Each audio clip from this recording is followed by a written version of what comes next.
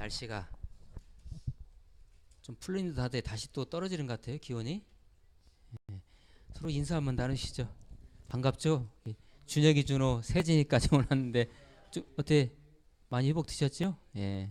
정현자매님 고생하셨어요. 잠깐 기도하고 말씀 나누겠습니다. 하나님 감사합니다. 말씀 앞에 무릎을 꿇습니다. 주님 친히 선포하시고 삶의 의미와 고난의 의미가 무엇인지를 오늘도 영적으로 깨닫는 귀한 시간으로 인도하옵소서. 말씀을 어둠의 권세가 앗아가지 않도록 주님께서 함께 하실 줄 믿사옵고 예수 그리스도의 이름으로 기도하옵나이다. 아멘. 혹시 여러분 최근에 그 나의 의미라는 노래 들어보신 적 있나요?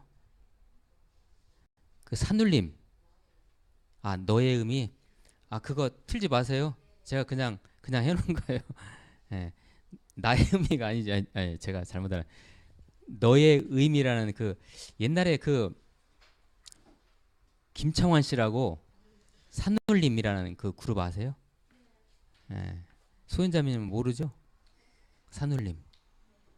산울림이라는 그 그룹이 부른 노래예요. 너의 의미. 근데 최근에 아이유 씨가 그걸 같이 불렀어요. 그러죠? 예. 너의 의미. 그럼 뭐 우리 짐작할 수 있겠죠? 너의 의미가 뭘까요? 예? 사랑하는 관계에서 상대방의 의미. 예. 잘 가늠이 안 가세요? 그러면 오늘 이제 말씀을 같이 나누면서 한번 짐작해 보세요. 자, 의미라는 말. 그 의미라는 말의 의미를 아십니까? 예. 제가 사전을 찾아봤어요. 의미가 무엇인지를. 말이나 글의 뜻 또는 행위나 현상이 지닌 뜻 또는 사물이나 현상의 가치 이런 것을 의미라고, 이게 의미의 사전적인 의미예요. 우리 인간은 의미의 존재입니다. 맞죠? 예. 이것은 거의 본능적으로 우리의 삶 속에서 나타납니다. 여기에 왜 앉아 계세요? 그 의미가 있는 거죠. 그러듯이 우리 인간은 의미의 존재입니다. 우리는 그렇게 만들어졌어요. 자, 그것을 이제 못 깨닫고 살면 삶의 의미를 놓치는 거죠, 이제. 우리는 어떻게 함으로써 의미를 찾아 나설까요? 우리 인간들이. 자, 유치원생들 유치원 가죠. 그게 유치원생으로서의 의미를 찾는 거예요. 자, 대학을 졸업하고 나면 직장을 잡아야 되죠. 이것이 대학 졸업한 자들의 의미를 찾아 나서는 거죠. 이렇게 해서 인간은 의미를 찾아가요. 무슨 일거리를 찾는 거. 이것이 첫째 인간이 찾는 어떤 의미예요. 어떤 일거리를 찾는 거. 그래서 직장 생활하거나 무슨 역할을 하거나 또는 뭐 직장이 없는 분들은 취미 생활 같은 거 찾잖아요. 인간이 막 그렇게 추구하잖아요. 그게 어떤 자신의 존재의 의미를 찾아가는 거예요. 이게 첫 번째일 것 같고, 두 번째, 뭐 첫째와 비슷하긴 하지만 어떤 사람과의 만남을 통해서 의미를 찾습니다. 우리는 이것을 남녀간의 사랑이라고 하죠. 우리 만나고 싶어 하잖아요. 그죠? 그러니까 만나서 그 의미를 찾아갑니다. 사랑이죠. 아까 그 너의 의미라는 그 노래도 아마 그런 노래 같아요. 세 번째는 무엇일까요? 어떻게 해서 인간이 의미를 찾아 나설까요? 어떤 인생의 위기와 절망의 순간에 존재의 이유와 목적을 깨달음으로써 의미를 찾아가는 것입니다. 자, 이게 이제 오늘 우리가 나눌 말씀의 주제예요. 그러니까 의미를 놓치고 있다가 인생의 어떤 절체절명의 위기를 맞이했을 때, 고난을 맞이했을 때, 그때 하나님께서 우리에게 주신 삶의 의미를, 존재의 의미를 깨닫게 된다는 것입니다. 이 세 번째 경우에 이것이 계기가 되어서 대체적으로 이 순간에 이때 하나님을, 예수님을 구주로 만나게 됩니다. 물론 이때 성령의 도우심이 있어야 됩니다.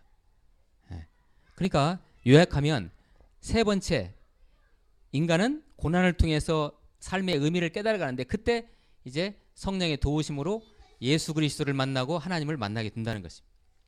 그때 이제 그 고난 때 경험했던 그 아픔을 그때 치료받게 되는데, 그것을 우리는 의미 치료라는 그런 용어가 있습니다. 의미 치료라고 하는데 저게 제가 써놨죠. 로고 테라피라고죠. 로고 테라피. 우리 몇 번 나눴었죠, 이 얘기. 의미 치료.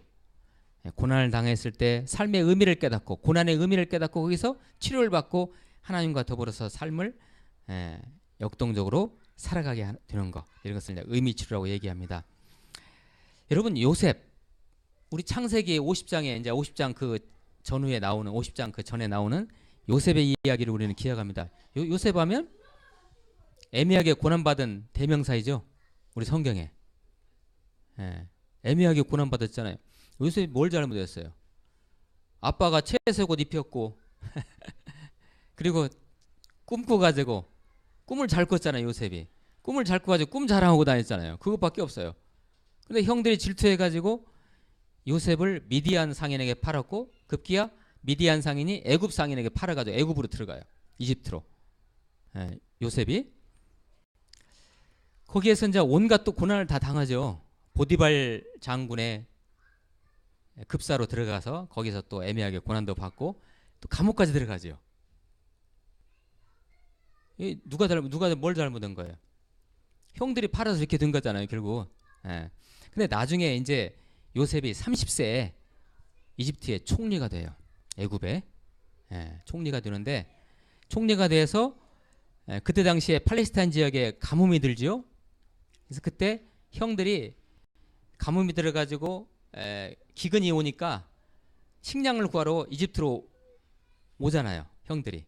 그때 요셉하고 만나게 되는데, 아무튼 뭐 오늘 그 얘기를 다 하면 안 됩니다. 그래서 그때 이제 요셉이 형들을 만나고 아버지도 만나게 돼요. 그래서 그 형제와 아버지를 전부 다 이제 이집트로 모시게 되는데, 그때 요셉이 형들에게 그렇게 얘기합니다. 나는 형들을 다 용서했다고. 어떻게 그렇게 됐을까요? 자, 성경 창세기를 요셉에 관한 묘사의 부분을 우리가 읽다 보면은 이런 말씀이 계속 나옵니다. 요셉이 형통하였더라. 이 형통에 대해서 우리는 여러 가지로 해석을 해야 되지만, 이게 성령의 인도를 받은 거예요. 어느 날 요셉이 생각했어요. 왜 형들이 나를 이렇게 팔았을까? 나 형들에게 원수를 갚아야지. 이런 생각이 들어온 게 아니고, 하나님께서 우리 가족 전부를 이집트로 옮기시게 하시려고 나를 미리 이집트로 가게 하셔가지고 준비하게 하셨구나. 이러한 하나님이 계획이 있었구나라는 것을 어느 날 성령이 임해가지고 요셉이 그걸 깨달아요. 제가 그때 그렇게 옛날에 우리 나눌 때 이렇게 표현했죠. 성령의 침범을 받았다고요. 꿈으로써. 이걸 갖다 우리는 뭐라고 하죠? 비전이라고 합니다. 이걸. 하나님의 계획을 이렇게 받았어요. 이것이 내가 이 이집트까지 오는 데까지, 애국까지 오는 데까지 고난받은 것은 하나님의 계획을 성취하고자 하는 준비 과정이구나 하는 것을 요셉이 깨달았다는 것입니다. 자, 제가 말씀 하나를 준비해왔는데 한번 펴보세요. 창세기 말씀인데, 이게 하나님의 계획이었어요. 같이 한번 읽어보실까요? 시작.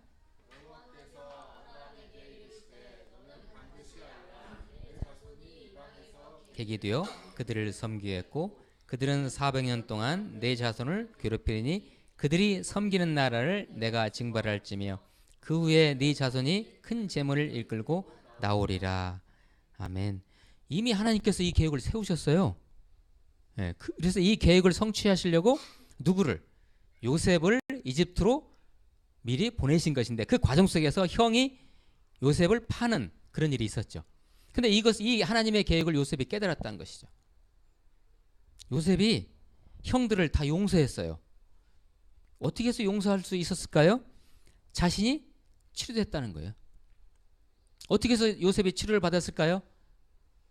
하나님의 계획을 깨달음으로 말미암아 그 삶의 의미를 깨달았어요. 고난을 통해서 삶의 의미를 깨닫고, 자신이 치료됨으로 말미암아 형들을 용서했고, 그렇게 모든 과정을 겪었던 것입니다.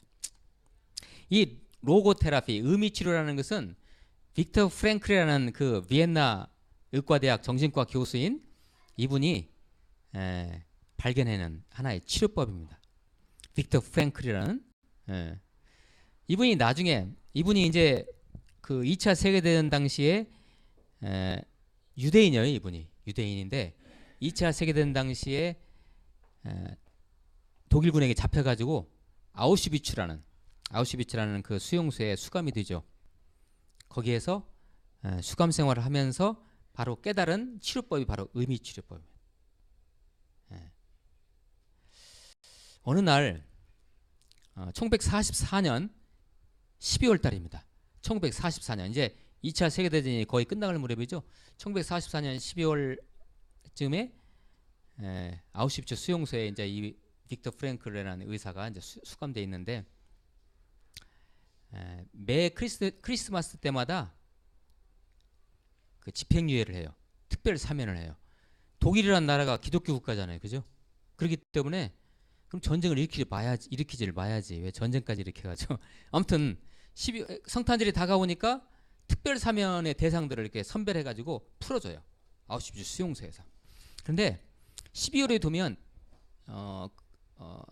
아우슈비츠 수용소에 있는 모든 이 유대인 수감자들이 얼굴에 생기가 돈대요. 왜 그럴까요?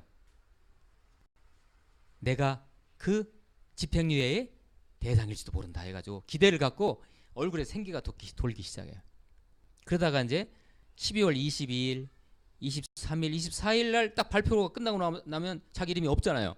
그러면 25일 날부터 그 수용소 방에서 죽은 시체들이 나오기 시작한대요. 누가 죽이지 않았는데 스스로 죽은 거예요. 어떤 사람은 자살도 하고요. 그러니까 내가 풀려날 것이다라는 기대를 갖고 있다가 풀려나지 못하니까 삶의 의미를 놓쳐버린 거예요. 그래서 그냥 스스로 죽은 사람들이 시체가 많이 나왔대요. 이때 빅터 프랭클이 그 수용소에서 그 광경을 목격하면서 도대체 왜 저렇게 스스로 죽을 수 있을까? 그냥 자연스럽게 깨닫게 돼요. 그리고 어느 날 그 쉬는 시간에 그 수용소에 뜰을 걷다가 유리조각 하나를 발견을 해요. 그 유리조각을 호주머니에 넣고 와서 방에 와서 유리조각을 보면서 삶의 의미를 묵상합니다. 빅터 프랭클이. 그리고 새벽같이 일어나서 그 유리조각으로, 그게 코카콜라 유리조각인가 모르지만 아무튼 그때 당시 코카콜라가 있었나요? 그 유리조각으로 거울을 보면서 이 수염을 깨끗하게 밀어요. 반짝반짝하게. 그리고 다음날 이제 날이 새면 게슈타포, 그 독일군 비밀경찰이 들어와서 그 가스실로 갈 사람들을 고르잖아요. 딱 이렇게 딱 서 있어요. 가지고 깨끗하게 면도한 상태에서 웃고 있어요. 빅터 프랭클이. 그러니까 이 게슈타포가 딱 잡으려고 하다가 너무 막 광채가 나고 그러니까 안 죽인 거예요. 이렇게 견디다가 1945년에 드디어 2차 세계대전이 끝나요. 살아났죠. 네.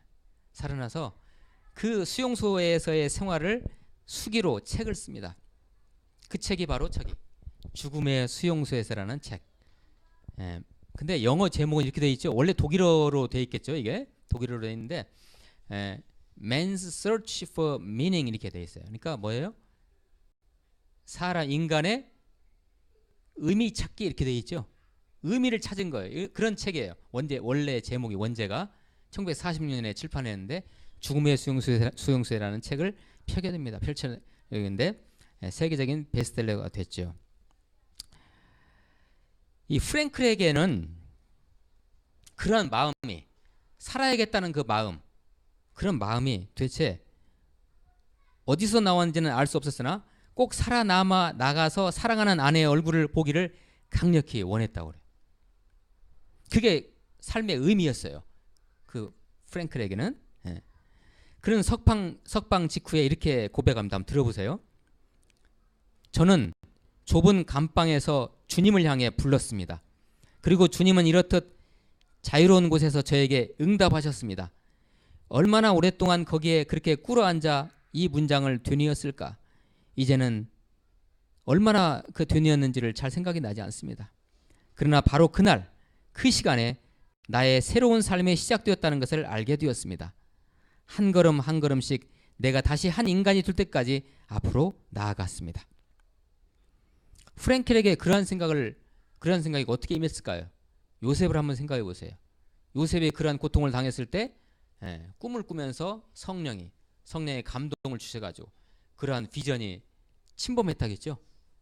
빅터 프랭클에도 그런 생각이 침범한 거예요. 그래서 삶의 의미를 갖다가 깨닫게 하신 것입니다.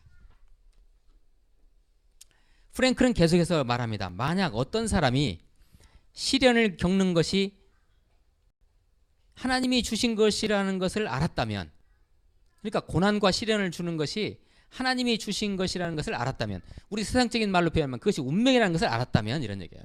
알았다면 그는 그 시련을 자신만의 과제, 다른 사람과 구별되는 자신만의 유일한 과제로 받아들인다고 말합니다. 그러니까요, 나에게 어떤 고난이 왔어요. 고난이 왔는데 이것은 하나님이 이 우주에서 나한테만 주는 고난이니까 얼마나 감사해요. 다른 사람에게는 이런 고난이 없어. 이런 유형의 고난은 나한테만 있다는 것을 깨닫게 됐다는 거예요. 성령이 아닌 곳에는 이런 감동이 안 오죠. 그죠? 절체절명의 고난 속에서 이 고난은 유일하게 하나님이 나에게만 주셨다는 거예요. 시련을 당하는 중에도 자신이 이 세상에서 이러한 고난을 받는 유일한 단 한 사람이라는 사실을 감사해야 된다는 것을 깨달았어요. 하나님께서 나에게 특심으로 함께 하신다는 깨달았던 것입니다. 사람이 일단 의미를 찾는 데 이렇게 성공하면 그것이 그에게 행복을 가져다 줄 뿐 아니라 위기의 순간에 시련을 견딜 만한 힘을 준다는 것입니다. 긍정하십니까? 빅터 프랭클은 그걸 깨달았던 것이죠. 오늘 주신 말씀 13절 말씀 같이 한번 읽어봅니다. 오늘 말씀 13절 말씀 시작. 오히려 너희가 그리스도의 고난에 참여하는 것으로 즐거워하라. 이는 그의 영광을 나타내실 때 너희로 즐거워하고 기뻐하게 하려 함이라. 아멘. 그리스도의 고난에 참여하는 것으로 즐거워하라고 말씀하십니다. 왜 즐거워할 수 있는지는 제가 앞에서 말씀드렸죠. 그 고난 속에서 주님이 영광을 나타내시고 우리는 거기에서 즐거워하고 기뻐한다는 것입니다. 그리스도의 고난은 십자가 지시는 것을 의미합니다. 그죠? 그리스도의 고난은 십자가 지신 거죠. 우리 예수님께서 그리스도께서 고난을 받으실 때 어떻게 받으셨어요? 에이, 나 이제 죽는구나. 죽어버려야지. 이렇게 고난 받았습니까? 어떻게 받으셨어요? 아니면 어떤 의미가 있었나요? 의미가 있었죠. 그러죠? 의미가 있었죠. 그분의 그 예수님의 죽음과 고난과 죽음 후에 뭐가 있었습니까? 부활이 있었죠. 예수님 개인의 부활에서 끝나는 것이 아니고 인류의 모든 죄를 해결하시고 인류에게 영원한 생명 부활을 소망을 안겨주신 그러한 사건 아니었습니까? 그죠? 그러니까 십자가를 지는 것이 뭐가 있었어요? 의미가 있었다는 것입니다. 그냥 죽은 것이 아니고요. 사랑하는 우리 무디교의 동역자 지체 여러분, 지금 혹시 고난을 당하고 계십니까? 신혜자매님 지금 고난을 당하고 계시네요. 이거 스카이프 계속 안 되잖아요 지금. 고난을 당하고 계십니까? 실은 이 고난을 당할 때 웃으면 안 나오죠. 그 우리 찬양도 있잖아요. 왜 나만 겪는 고난이냐고. 고난은 맞아요. 나만 겪는 고난이에요. 나에게만 이런 고난이 있는 것이니까. 그런 유형의 고난은. 자, 어떻게 생각하십니까? 혹시 고난이 있으시다면. 삶의 의미 앞에서는 고난도 꼼짝 못합니다. 속으로 아멘 하세요. 그리고 그 고난의 중심에 우리 주님이 함께하고 계십니다. 오늘 14절 말씀, 영광의 영 곧 하나님의 영이 너희 위에 계심이라. 뭐 할 때? 고난 받을 때요. 하나님의 영이 우리와 함께 하신대요. 지금 어떤 고난을 만나고 계십니까? 그 고난의 의미를 한번 찾아보시길 바랍니다. 저와 여러분이 예수 그리스도 안에만 있다면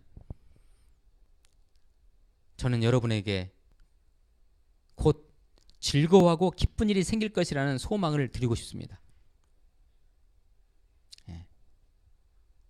다시 반복합니다. 영광의 영, 곧 하나님의 영이 저와 여러분 위에 계십니다. 특히 고난받을 때요. 고난받을 때. 고난받을 때. 신학의 한 분파 중에 번영신학이라는 게 있습니다. 번영신학. 번영신학이 뭐냐면은 예수 믿으면 사업도 잘 되고 병도 안 걸리고 뭐예요? 대학도 좋은 대학 가고 뭐 그런 것들. 이런 것이 번영신학이에요. 그런데 그렇지 않습니다. 제가 예수님 믿어보니까요.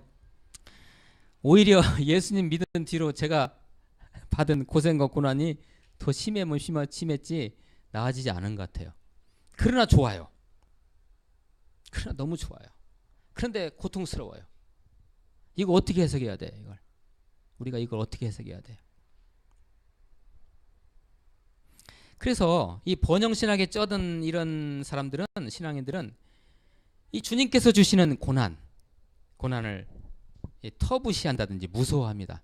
그리고 그런 고난이 있으면 마치 믿음이 없는 것처럼 얘기도 합니다. 물론 그 고난이란 건 두렵기도 하지요. 그러나 하나님의 영의 인도를 받는 자들은 마치 파도 타기 하듯이, 여러분 서핑이라는 거 아시죠? 파도 타기 있잖아요. 파도를 타잖아요. 이렇게 그 흉흉한 파도를 타고 다니잖아요. 그러듯이 말이에요. 그 고난의 파도를 잘 탑니다. 고난의 파도를 타고 다녀요. 그 고난에 대한 영적 해석으로 그 고난에 감사와 찬양을 올려드립니다. 그리고 자신들에게 고난이 닥칠 때마다 우리 주님의 골고다 언덕 위에서의 고난을 묵상합니다. 나의 지금의 고난으로 말미암아 우리 그리스도의 복음이 전파된다면 좋겠다. 이런 식으로 말합니다. 나의 지금의 고난으로 말미암아 그 누군가가 주님 앞으로 돌아온다면 좋겠다. 나의 지금의 고난이 우리 교회에 유익이 된다면 얼마나 좋을까. 나는 그런 때는 기꺼이 이 고난을 감당하겠다. 이렇게 말입니다. 여러분은 어떠십니까? 이렇듯이 지금 받는 고난의 의미를 통해서 하나님께서 우리에게 주신 삶의 의미를 깨닫는 것입니다. 고난을 통해서, 고난의 의미를 통해서 삶의 의미를 비로소 깨닫는 것입니다. 제가 이 말이 좀 경솔하게 들릴지라도 한번 들어보세요. 고난이 없으면요, 삶 속에서 고난이 없는 사람들은 그리스도인이 아닙니다. 아멘 안 하시죠? 어떤 사람이 나는 예수 믿은 다음에 고난이 하나도 없었어요. 이건 가짜예요. 그럴 수가 없어요. 고난이라는 것은 우리 그리스도인의 심볼입니다.